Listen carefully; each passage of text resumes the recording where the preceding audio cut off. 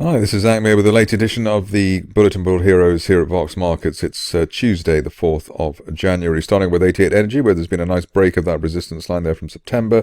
That was around the 1.5 pence level, and above that, looking for at least a retest of September resistance of 1.84. 2 to 3 month view, if we're lucky, up to around 3.4, 3.5 pence, which is the top of that March broadening triangle. We're also helped by the way that the 200-day moving average, currently just below where the shares are now, is rising slowly, and that could provide positive momentum for the shares. Finally, we've got a little bit of bullish divergence as well. So the second low of December matched by much higher RSI readings, and that is again a positive for the outlook.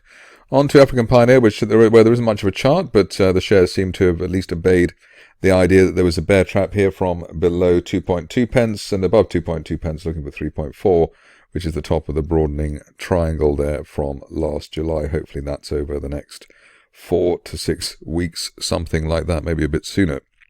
One of the heroes of the last couple of months has been Blue Star Capital, finally breaking out. We had the initial break there of the 50-day moving average in that April resistance line there, way back at 0.14, 1.15 pence, a golden cross there to start last month, which was much appreciated. V-shaped bull flag, which is what I call them, so that sort of rally, then retracement, and then breaking on the left side. Another V-shaped bull flag breakout that we've got here, and we've now only got one target left to go here at 0.55 pence, and that is what we were looking for, have been looking for a few weeks.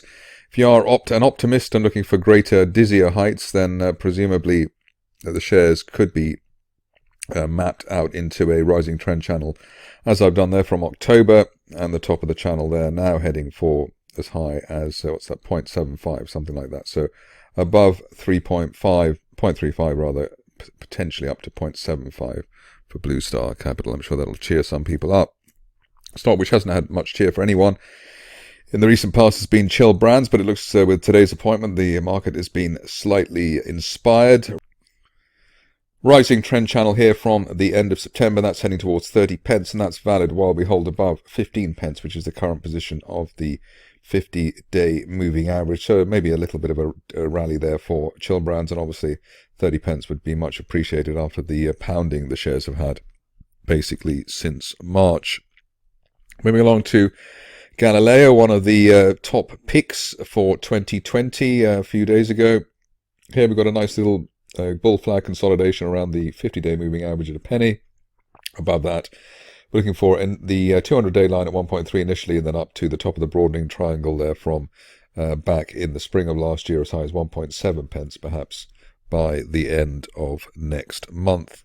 Another stock which I got to mention in the top prospects for 2022 was Caracal Gold, and here where I suppose now we're breaking that line of resistance there at 1.2 pence. That was in place since October, and also I suppose getting out of that falling wedge that we've had since that month as well, above 1.2 pence, initially 1.4, and then hopefully finally a retest of 1.8 pence, maybe over the next 6 to 8 weeks, something like that. But a decent end of day close above the 50-day moving average around 1.25 pence would certainly help the cause there for Caracal in the near term. Red Rock Resources, a stock which gets occasional airtime here. Here we've broken a line of resistance there from February, and that was at 0.5, let's call it. Above that, we've got an initial target there at the 200-day moving average at 0.7, and then up to 0.9, maybe by the end of next month, which is former May resistance. But everything really here hinging on that line, or the shares remaining above that broken February resistance line around half a penny. Another stock which made the grade as far as the top 20 was Tirupati, and here we've got a situation where we've broken the 50-day moving average. That was pointed out around 78 pence, so that was one positive tick. Then we've broken that neckline resistance there at 84 and above 84, looking for at least a 105, maybe up to 110 by the end of next month. Very good bullish divergence line in the RSI window, which basically forecast the break higher for Tirupati shares.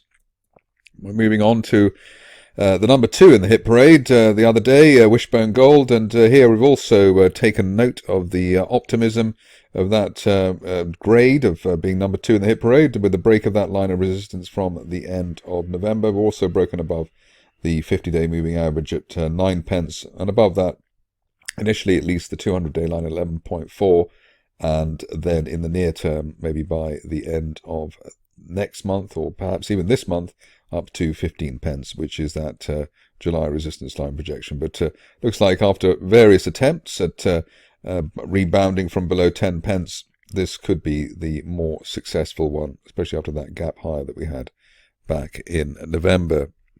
Finishing off with Zinnwald, and here we got a situation where the shares have regrouped after, if I can get the right code, that regrouped after their recent sell-off. A nice break back above that uptrend line there from back in last year.